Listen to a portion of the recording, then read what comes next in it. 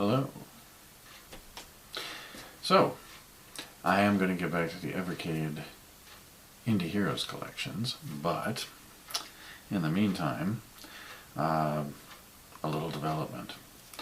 So, I had previously done the At Games Sega Mega Drive Flashback 2, and I commented on the fact that it has a cartridge slot and it has a dumper like the recent Atari Plus consoles. And I also noted that it's not super great.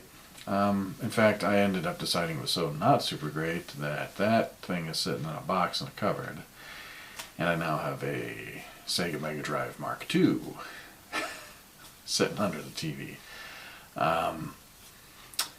And the Mark II, well, let's just say I'm in PAL territory. So most of the carts I can get are PAL. The console is PAL. So a lot of game publishers from the States and from Japan tended to not necessarily optimize games for PAL, kind of like some of the Atari stuff. So unless a game, so even if the game was released domestically in PAL territories, sometimes they just take the ROM and just go boop, and the console just kind of goes, hey, I'm in a PAL territory, I'm just going to run this at a different clock speed. We'll run it at 50 hertz instead of 60 hertz, and so you end up with games, some of which I know, especially things like Sonic, that people in PAL territories don't tend to like as much because they basically just, the game just slows down a wee bit, the music slows down a bit. But if it's optimized for PAL, then it's great. So it's a kind of a crapshoot.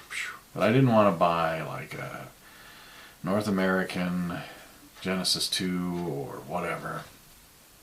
I'm just trying to play what I can get here. And so that's what I did. So the result is that some games where I wasn't super happy with, I went and got rid of them. And other ones I'm like, this plays pretty good. The biggest difference to me between the At Games Flashback and a regular Mega Drive is audio. And audio matters a lot to me. I mean, at first I was like, it plays fine, so what if it sounds like, you know, this game, Super Fantasy Zone, sounds like it's being played through a blender.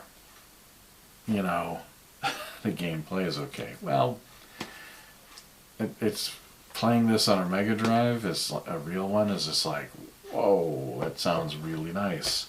So I'm going to play a handful of games here. I don't have many cards, I've got a few. I may get some more in the future. I can play a lot of Mega Drive games. I've got a couple compilations, one for the PS3 and the more recent one that was pulled from the shop when Sega said, the Sony store on the PS5 and PS4, I guess, because it's technically a PS4 release, when they released their own non-cartridge playing mini systems of Mega Drive and Mega Drive 2, which I have very, you know, it's like, people like them, it's fine. I mean, if you're not going to buy these compilations, or if you can't, I mean, you can get them on disc, I'm sure. You can play the games with HDMI, it does look great. I wish that I could just get a frickin' Mega Drive with an HDMI output, or that my TV had something, you know, the analog playback was something other than just composite. Because this Sony OLED doesn't do analog video super great. I mean, it's functional, but the Flashback has the edge there. But I'm kind of like, well, what do I want? Do I want something that sounds alike, sounds better, or plays better? Or not plays better. I mean, it still plays. It looks better. Can I have both? Apparently not. So, until that magic day arrives, this is what we got. So I'm going to look at 4 games today. One of them is Atomic Runner. The arcade version of this from Data East is called Chelnov. The character in this 16-bit port is still called Shell Now. They just decided not to put that in the title. This is a challenging action platform game. This is one of the very few examples I can think of a game where the home version actually looks better graphically than the arcade. As I said in the flashback video, you know, the Mega Drive, part of its success was its arcade ports because it was using a Zilog Z80 processor, amongst other things, and it could give a very good arcade-like experience. I don't know what Data East's arcade stuff was, or if there was just, hey, you know, Sega just went, let's make it distinct, but there's more detail in this graphically. I mean, the sprites look great. There's backgrounds and enemies look fantastic, especially some of the boss characters are just like, wow. I mean, it's night and day. If you could do a side-by-side with the arcade Shell Now, you're just like, this is incredible.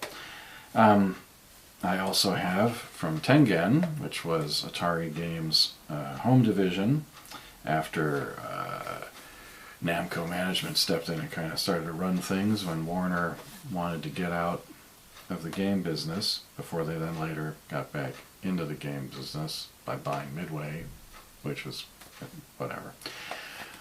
This is an amazing home port. Tengen was known for doing great home ports. Apparently, though, for the Mega Drive, they made their own PCBs. I have read anecdotally that they suck and do not last the test of time. So I actually tried to get a copy of Gauntlet 4, which was advertised as working on eBay. I was not able to get that to do anything except give me a black screen.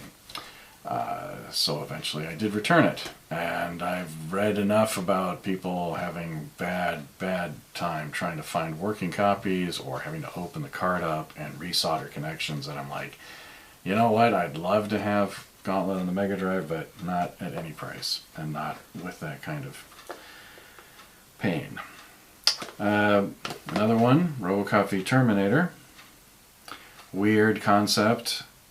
This game is like, you know, when they talk about the violence in video games thing that happened with the release of Mortal Kombat, you know, you're kind of sidestepping the fact that there was also stuff like this. I mean, this game, it's like, I can't believe, you know, there were no age ratings and stuff, and you're just going like, the industry tried to resist? Really? I mean, you're putting out this, and you're trying to make an issue? And then Super Fantasy Zone, which is a really great sequel to a Master System game just called Fantasy Zone. It's basically like the same but more and better. And that's what a lot of the Mega Drive stuff is. It's kind of like, this was on the Master System, but here it is, more and better. But it was a great system. You can't argue with it, really. A lot of great games on it. I wanted to point out as well that these two, I picked up boxes from other games. People are selling just like the box, and I binned them. These are repro covers I got from someone on eBay. Amazing. They look great. I love having the whole deal. Anyway, let's play some Sega. Hey! Right, so let's see how we get on here. With the Mega Drive, the things are going to be a little bit different because I got to get up and push a button, and, you know, my experience with the Mega Drive carts has actually been significantly worse than the Atari ones. Not just because I've had experience of a couple of carts, one of which was defective and didn't work on me, and another one which initially seemed to work and then died. And yes, I've done extensive cleaning and blah, blah, blah, blah, blah, but I get the feeling that some of these carts, you know, just aren't as, I don't know if it's, they got more connections. I mean, you can see that the PCB is a lot wider, there's a lot more contacts, it seems like there's a lot more that can go wrong with a Mega Drive cart than an Atari one. And those plastic boxes I was showing were kind of two minds. Of one hand, it's like, hey, this is cool. You put it in a box that you can actually keep and reuse. It's durable, unlike the cardboard boxes that Atari carts came in. On the other hand, it's nice to just be able to grab a cart. But this shape with the rounded corners and everything, and the title, and the fact that they made it so it goes in like this, you can see the label, and then the top reads like this. This doesn't really store well in a rack. I mean, if you're putting it edge on, it's like, feels like you're putting it in upside down to be able to read the title. I don't know.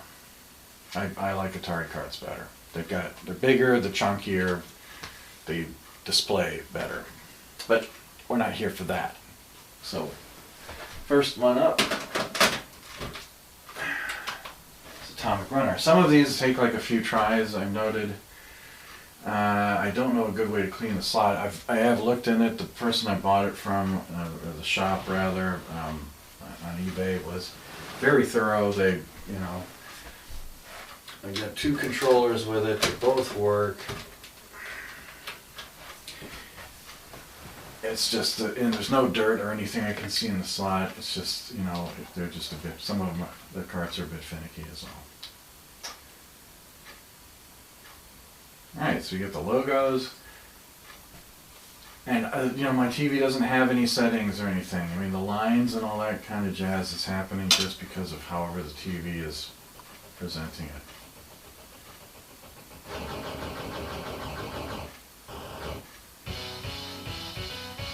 I mean, this is the main thing to me about 16-bit. The big attraction is listen to that music.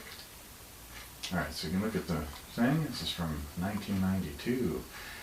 And we have difficulty choices, no player count, continues. I mean, this is what's great. I don't need the manual. I can just look at this and know what I need to do. So it tells you what the controls are.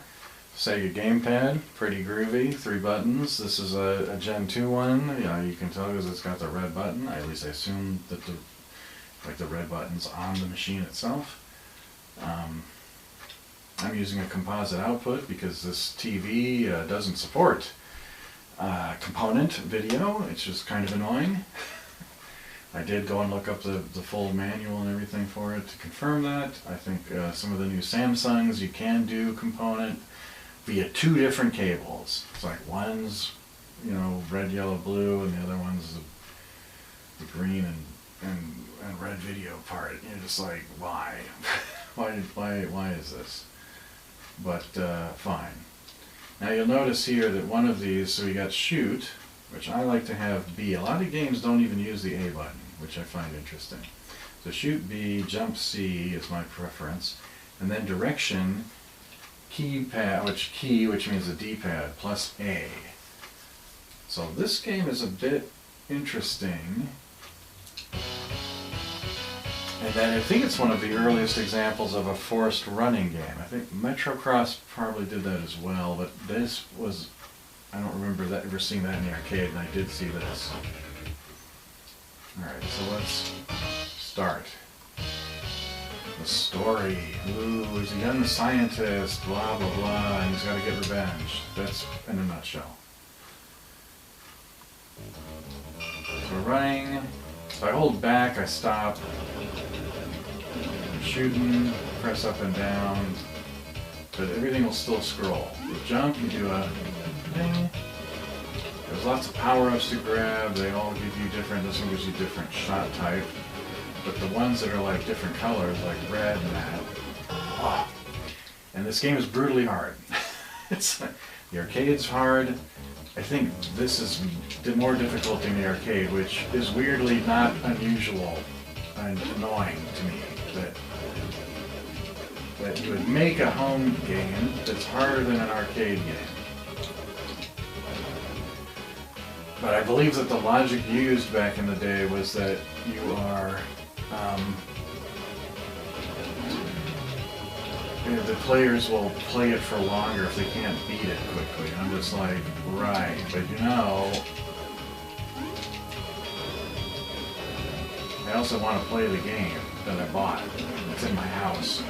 See, look at like that hand there coming out of the ground. That is not what that looks like in the arcade. The arcade is just kind of boring gray, purple looking thing. Oh, I got a free guy. Alright, this is my favorite weapon. the boomerangs. Alright, so now I can turn around. Oh. That's annoying. So you press the A button, you can turn around.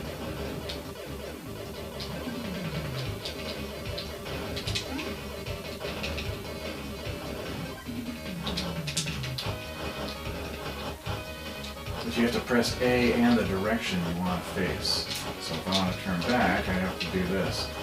That's a Morning Star kind of weird thing I don't like. That other weapon. So there's a few different weapon choices. Like this thing. Look at that. That looks great.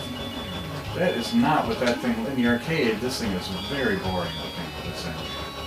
It doesn't look like a bird at all. I just think this is... I enjoy this game. It is brutally hard, but... I don't know. I think that Sega, you know, they knew what they were doing with this. With the Mega Drive. You get all these kind of like cool arcade type of games. Oh, what's this? Oh no, I got this weird weapon. It's a little weird. Okay.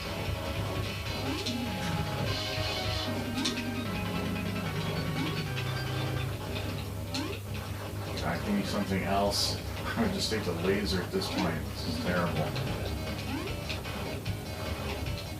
I don't like this thing.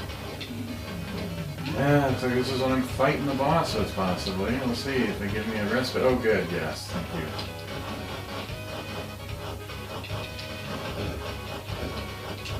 Alright, this boss in the arcade just looks kind of like, I hope I'll get to it.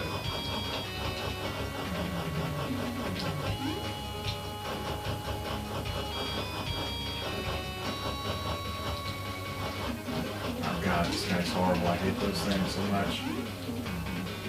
Oh, these guys are gonna kill me. Oh, wow, that was close. Whew.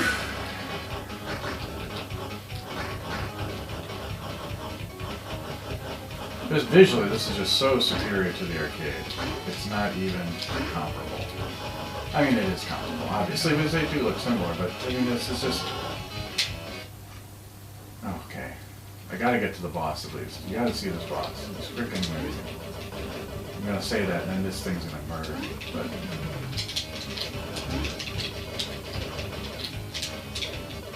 Come on, give me the jump. Oh my god.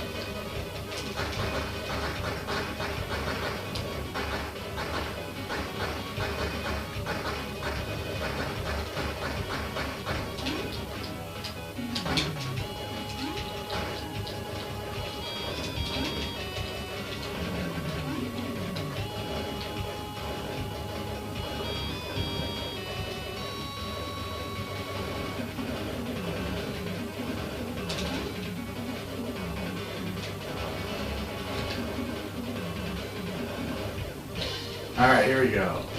Look at that. It's like, it's crazy. It's like, it's texture and stuff. And the arcade one does not look like this. It looks kind of lame. I mean, it's okay. I don't want to disparage the arcade game too much, but this is just graphically so much more interesting in terms of the artwork, the backgrounds.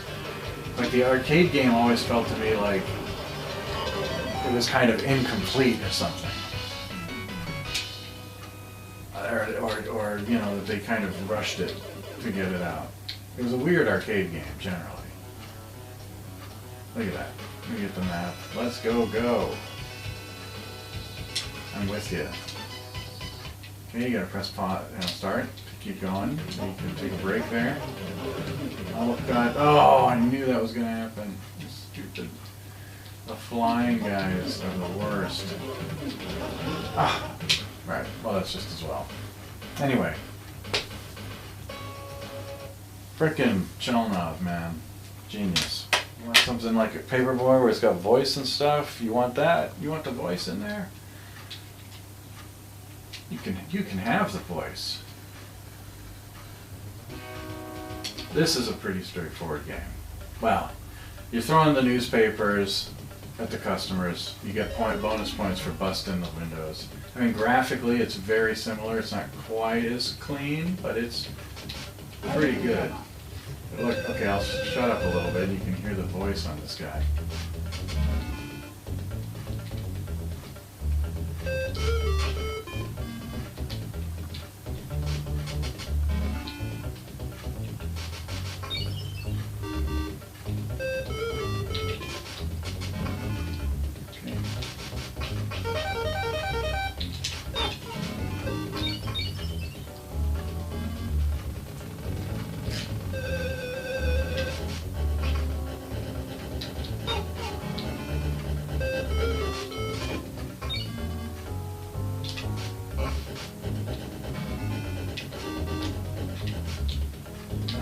That one. Ah! What a jerk I am. I mean, it's great, and it's actually like, you know, the voice sounds like the voice from the arcade.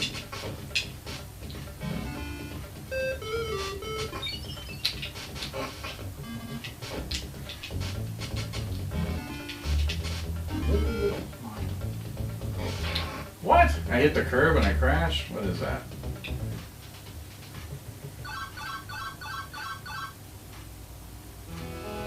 I think I missed one house. If you miss one, they cancel. They're like not forgiving customers at all. But I might gain new ones if I keep doing good. Oof. Oh man. Oh, I hit the street grate. Ants.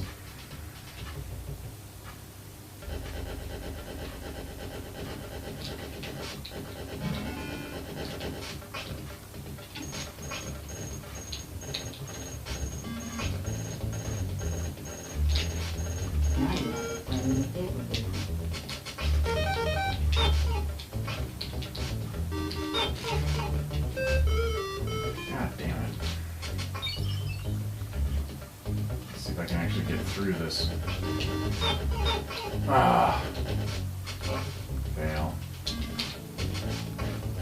Oop. Busted a window, it's not good. I'm gonna lose a lot of customers. Oh no. Man.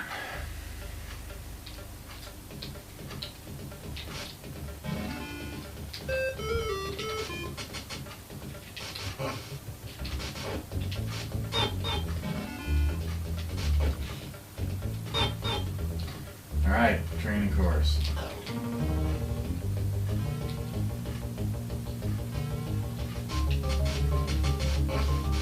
Oh, hit a cone. Just bonus anyway. Alright, so we lose this time. Ooh, 4 customers lost. Ow. But the less customers you have, the more likely you can keep them, because there's less things to worry about. Oh, God came after me.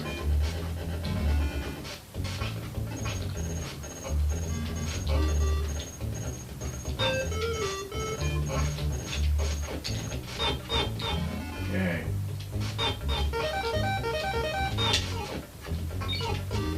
Oh, Let's see you hang 10. let's see, hang 10, a skateboarder, yeah. Let's see a skateboarder hang 10. Brilliant.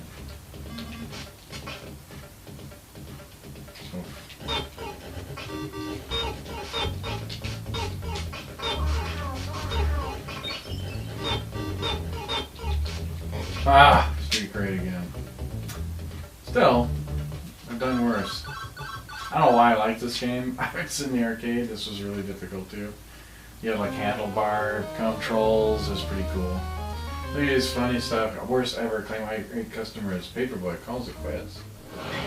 Makes you wonder why they get a 3-button controller. In fact, prime directive: avoid the bullets.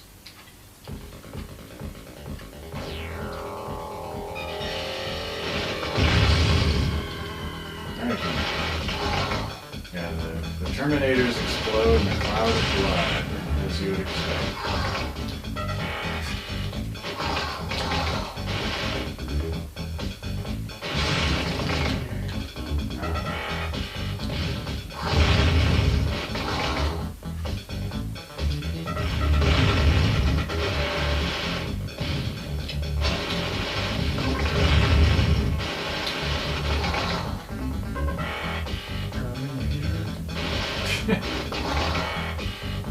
It's a sexy voice for the Terminator.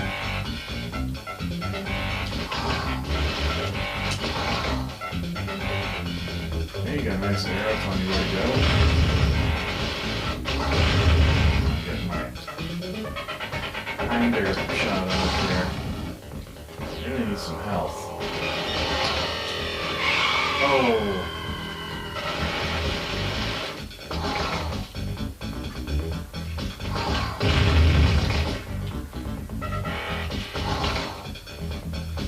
I'll try it again.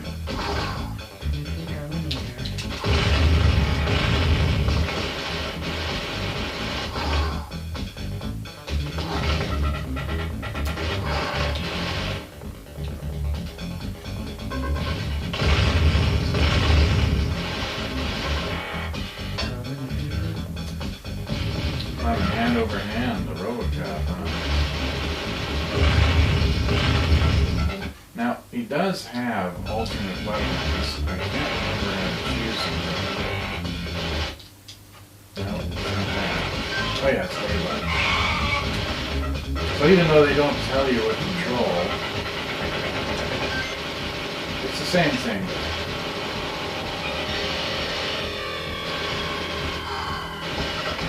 Kenny just comes apart. There's a bunch of blood and guts. Terrible. Absolutely despicable. Well, nobody think of the children. I think we need a congressional committee to deal with this kind of thing.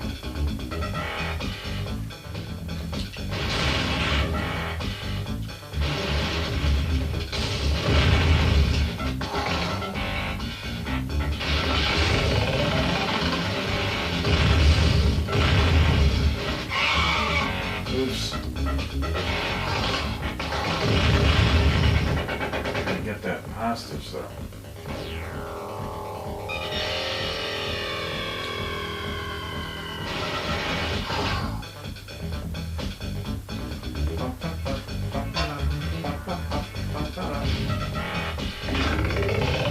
Yeah, it saved me.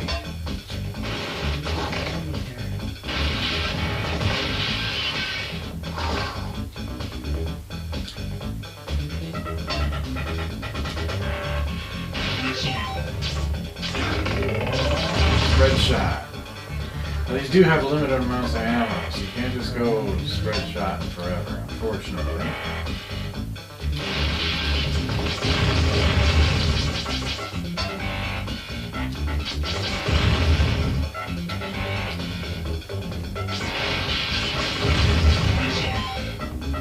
Alright, now to pick up the shotgun. Oh, you clobbered me. Yeah. No.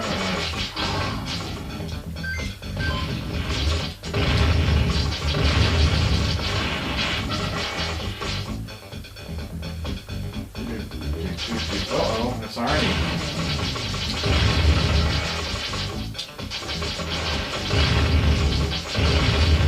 You can shoot their shots, which is handy.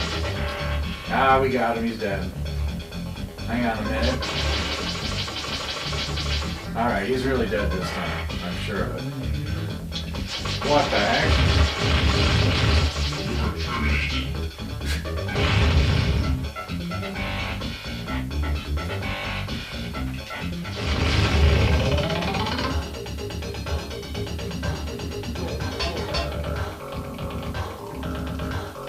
Ow. That's barbecued. Barbecue Robocop. Not on the menu.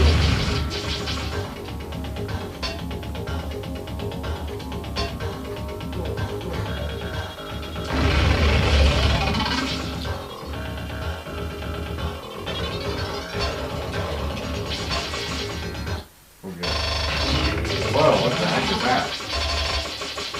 I didn't know we made it to this level before. Past the boss, anyway. Ow.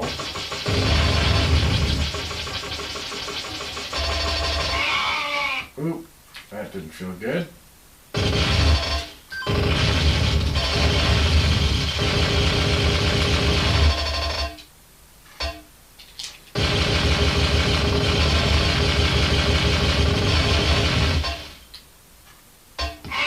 Ah! He's punching me, I guess. Wow, brutal. But again, that's a pretty fun game. And you get continues, look at that. 3 continues left, so you can keep going. It's a good option. So, A is special weapon, B is shot, C is bomb. Turned off the rapid fire by default. You can do a sound test. And music.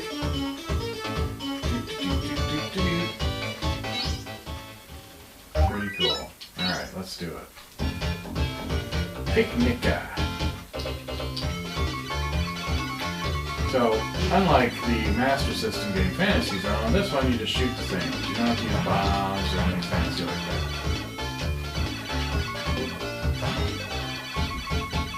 If you look at the bottom, you can see where the enemies, the generators are.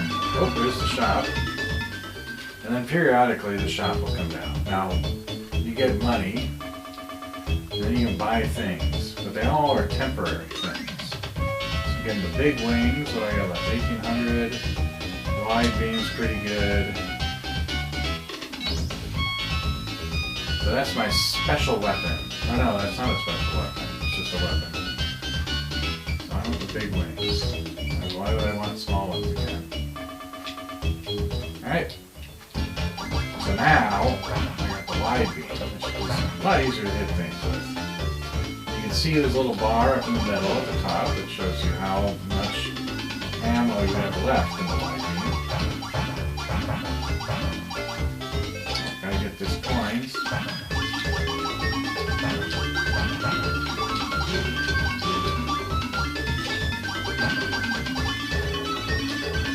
Oh, and I'm out of wide beam. So I haven't used the bomb. The bomb is effective at killing things too, but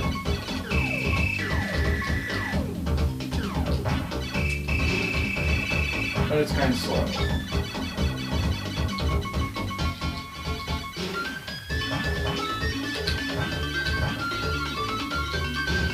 Okay.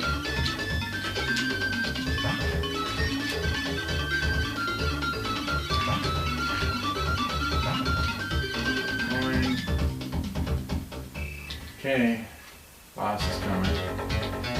Oh, giant pumpkin guy. What? That was a smart bomb? It didn't do anything to him? I guess it only works on regular enemies. I should have known better.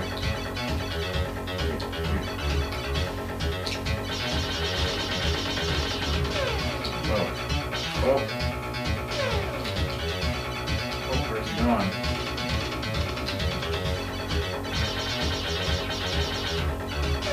Ah! Come on now. You can do this. No, I can't. Apparently. Blast it. I have beat that boss before, though. So, do I get a continue option? No. But that's a Sunsoft game, which is pretty cool. I mean, you know, and it's nice, and I like it, and it would be a great Evercade game, I think. Next thing I'm going to do is Indie Heroes Collection 2. I want to make sure I get video up for that, and 3 in anticipation of 4, which is the next Evercade cart that should be popping through the letter slot in a couple months. But in the meantime, if you're a fan of, you know, old Mega Drive games, I mean, I still, you know, there's a few more carts I wouldn't mind having. I mean, there's games I have in other collections like Crackdown, like Flicky, but there's something about having these actual physical carts that's kind of cool. And when I saw that my TV actually had a composite input, although it is annoying because it's a single mini jack. Basically, what you need to get is an adapter that's like it's a single 3.5 mil pin, but it has 3 regions on it. Because you're putting, and the output is like female connectors for left-right audio and composite video. But the problem is that what does what on the pins, the location of the ground area on the pin, that's a big deal.